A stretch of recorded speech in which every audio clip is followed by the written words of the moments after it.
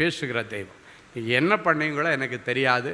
என் பிள்ளையுடைய இந்த விண்ணப்பத்தை கேட்டு அவளுக்கு இப்போ இந்த அனாயிண்டிங் டைமில் நான் செய்தி கொடுத்து கீழே நிற்கிற நேரத்தில் ஜெபம் பண்ணேன்னு அவளுக்குள்ள ஒரு விசுவாசம் இருக்குது. ஐயா இப்போ அனாயிண்டடாக நிற்கிறார், ஆண்டவருடைய ஸ்தானத்தில் நின்று செய்தி கொடுத்துட்டு நிற்கிறார். இந்த நேரத்தில் அவர் கெபிக்கிற ஜெபம் கேட்கப்படன்னு ரொம்ப ஃபெய்த்தில் நிற்கிறா, விசுவாசத்தில் உறுதியாக இருக்கிறா. நான் அப்புறம் ஜெபம் பண்ணேன்னா கேட்க மாட்டேன்றா. இந்த விசுவாசத்தின்படி அவளுக்கு ஆக கடவுது என்று சொல்லி ஒரு சின்ன ஜெபம் பண்ணேன். ஆண்டவர் சொன்னார், தெற்கத்திய வெள்ளங்களை திருப்புகிற ஆண்டவர் அவங்க சித்தப்பா, பெரியப்பா, அத்தை, மாமா எல்லாருடைய இருதயத்தை நான் திருப்புவேன். ஹல்லேலூயா.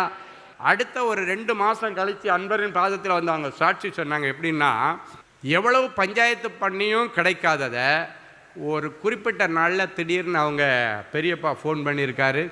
ஃபோன் பண்ணி, நீ இந்த நாள் ரெஜிஸ்ட்ரேஷன் வச்சுருக்கிறோம்மா, எல்லாருக்கும் பங்கு வச்சாச்சு, ஒரு